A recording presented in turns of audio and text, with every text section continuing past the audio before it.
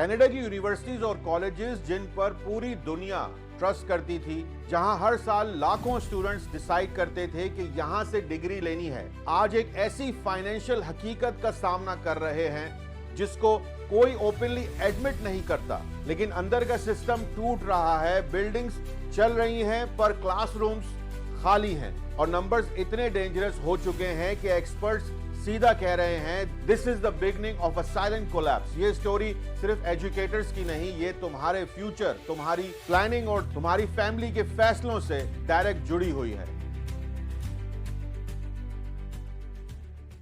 Canada का education model एक simple फॉर्मूले पर चल रहा था। डोमेस्टिक स्टूडेंट्स की फीस कम, गवर्नमेंट की थोड़ी फंडिंग, इंटरनेशनल स्टूडेंट्स की हाई ट्यूशन, यूनिवर्सिटीज का बैलेंस मेंटेन, कोई मसला ही नहीं, कोई प्रॉब्लम ही नहीं। और कनाडा इस मॉडल पर इतना डिपेंड हो गया था कि उन्होंने सालों तक अपना रेवेन्यू का 40 to 60% इंटरनेशनल ट्यूशन पर रखा। फिर एकदम से कैप लग गया, अप्रूवल्स हाफ हो गए और जितनी एक्सपेक्टेशंस यूनिवर्सिटीज ने रखी थी वो सब कोलैप्स हो गई। अब रियल कोलैप्स कितना गहरा है ये देख लो। ऑन्टेरियो के जो लॉसेस है 2024 में 300 मिलियन उनके पैसे लॉस्ट हुए हैं। 2025 में 700 मिलियन लॉस्ट हुआ है।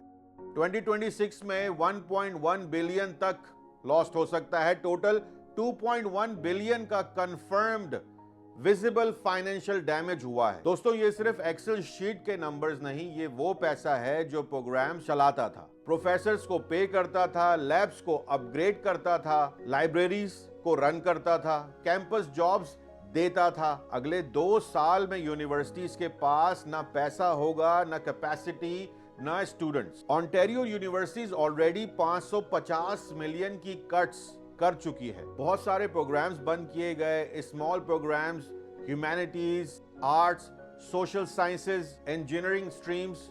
बहुत स्टाफ का ले ऑफ भी हुआ है दोस्तों। प्रोफेसर्स की हायरिंग फ्रीज कर दी गई है, सपोर्ट स्टाफ बिल्कुल कट कर दिया गया है, कैंपस फैसिलिटीज पर इफेक्ट हुआ है, लिबरल्स का बजट रिड्यूस कर दिया गया है, लाइब्रेरीज का बजट रिड्यूस, करियर सर्विसेज जो हैं वो श्रिंक हो गई हैं, लैब अपग्रेड्स जो है उन्होंने फ्रीज कर दिया है, काउंसलिंग सर्विसेज रिड्यूस कर दी। और दोस्तों ये सब इसलिए हो रहा है क्योंकि international students tuition their biggest income वो डिसअपियर हो चुका है। डोमेस्टिक एप्लीकेशन 17% इंक्रीज हो चुकी हैं, मतलब ज्यादा कैनेडियन स्टूडेंट्स यूनिवर्सिटीज जा रहे हैं। बट प्रॉब्लम ये है सीट्स कम है, स्टाफ कम है, फंडिंग बिल्कुल नहीं है। इसका रिजल्ट क्या निकला दोस्तों? Crowded classes, long wait for advisers, longer degree completion time, students को क्वालिटी कॉम्प्रोमाइज करना पड़ेगी। ऑन्टेरियो 104,780 एप्लीकेशंस, लेकिन सिर्फ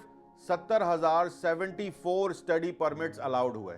nation wide 1,725,000 study permit holders, 275,000 students का डिसअपियरेंस। दोस्तों इसका असर सबसे ज्यादा ऑन्टेरियो पर पड़ रहा है क्योंकि यहां यूनिवर्सिटीज का स्ट्रक्चर इंटरनेशनल ट्यूशन पर हेवीली रिलाई करता था। बैंक्रप्सी रिस्क है और कौन कौन से इंस्टीट्यूशन रिस्क में हैं ये आपको बताता हूं मैं। कनाडा ओपनली एडमिट नहीं करता कि कोई यूनिवर्सिटीज बैंक्रप्ट हो सकती है, लेकिन internal leaked report, independent audits और फाइनेंशियल डिस्क्लोजर्स सब एक ही चीज कह रहे हैं, high risk institution possible bankruptcy होना ही होना है। याद रखिएगा दोस्तों, ये पब्लिकली अवेलेबल फाइनेंशियल कंडीशन के बेस पर मैं आपको ये बातें बता रहा हूं। Laurentian university Ontario already near bankrupt हो चुकी है, 2021 में ऑलमोस्ट कोलैप्स हो गई थी। अब फिर से same pressure, low enrolment, funding crisis. Nipissing University Ontario छोटी यूनिवर्सिटी है दोस्तों, heavily reliance on international tuition. अगर 2026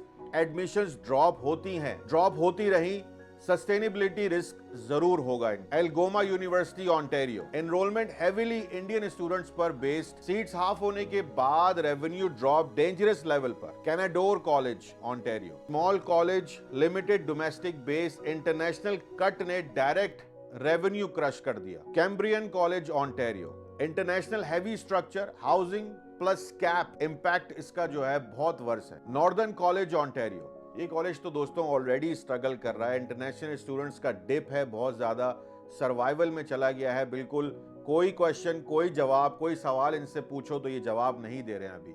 सेनेका जो है, Humber Sheridan, no bankruptcy risk but severe budget tightening होगा इनका। दोस्तों ये बात पक्की है कि ये कोलैप्स नहीं होंगे, लेकिन प्रोग्राम्स मर्ज होंगे, लैब्स और टैग अपग्रेड स्लोली होगा, इंटरनेशनल इनटेक ऑलमोस्ट हाफ हो जाएगा। मेजर यूनिवर्सिटीज जैसे UFT, Waterloo, western McMaster bankrupt नहीं होंगे, लेकिन उनका बजट भी टाइट हो रहा है, रिसर्च और फैसिलिटीज स्लो पड़ रही हैं। अब इंडियन स्टूडेंट्स के ना आने से क्या असर पड़ेगा? कोई भी ये बात कैमरे पर नहीं बोलता है, सच कोई भी नहीं बताता आपको। Canadian education system Indian students पर सबसे ज्यादा डिपेंड करता था। अब आप सोचेंगे वो क्यों भाई? 40 to 60% इंटरनेशनल स्टूडेंट्स इंडिया से आते हैं। कॉलेजेस में ये रेशियो 65 to 80% तक होता है।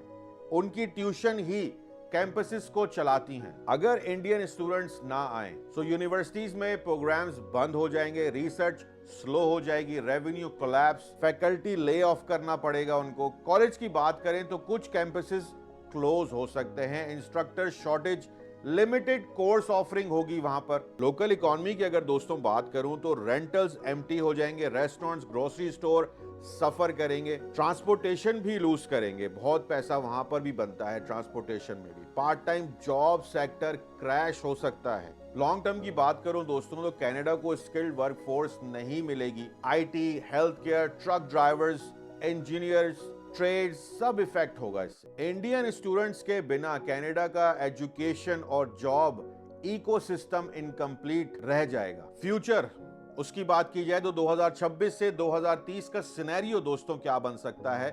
Scenario number 1, stabilization, 40% universities restructure हो सकती हैं, न्यू हाउसिंग रूल्स इंप्लीमेंट हो सकते हैं, लिमिटेड इनटेक कंटिन्यू रहने का बहुत चांस है। सिनेरियो 2 दोस्तों, कंट्रोल डिक्लाइन 50% रहेगा, 3 से 5% स्मॉलर यूनिवर्सिटीज मर्ज हो सकती हैं, मल्टीपल कॉलेजेस, कैंपसेस क्लोज हो सकते हैं, ट्यूशन आपकी इंक्रीज हो जाएगी, प्रोग्राम्स काफी सारे रिड्यूस हो जाएंगे। तीसरे सिनेरियो में सडन कोलैप्स भी हो सकता है 10% तक, 1 और 2 यूनिवर्सिटीज बैंकरप्ट भी हो सकती हैं, स्टूडेंट्स रिलोकेशन, बहुत पैनिक सिचुएशन बन सकती है। अब एडवाइस दे सकता हूं या देना चाहूंगा मैं उन स्टूडेंट्स को जो प्लान कर रहे हैं कनाडा आने का, अगर तुम कनाडा आना चाहते हो मेरे दोस्तों, मेरे भाइयों, यूनिवर्सिटीज चूज करो लेकिन carefully. College selection double check कर लो खुद से, शॉर्ट डिप्लोमास अवॉइड करो, हाई डिमांड प्रोग्राम्स चूज करो। सिर्फ पीआर के लिए कनाडा आना है तो मत आओ। बैकअप प्लान रखो, फाइनेंशियल प्लानिंग स्ट्रांग रखो। कनाडा अब प्रेडिक्टेबल डेस्टिनेशन नहीं रहा दोस्तों। ये क्राइसिस किसी एक ग्रुप का मसला नहीं, ये पूरा सिस्टम शेक हो रहा है। यूनिवर्सिटीज का कोलैप्स, कॉलेजेस की स्ट्रगल, ये सब कनाडा की नेक्स्ट 10 साल की प्लानिंग को डायरेक्ट हिट कर रहा है। दोस्तों मैं ये अपडेट्स इसलिए देता हूं ताकि आप कोई भी डिसीजन इमोशंस पर नहीं, ग्राउंड रियलिटी पर रखें। अगर वीडियो पसंद आई तो लाइक जरूर कर देना भाई, शेयर भी कर देना और कमेंट भी जरूर करना। इंस्टाग्राम पर फॉलो करना मत भूलना, Kashif in Canada. Take care, अल्लाह हाफिज।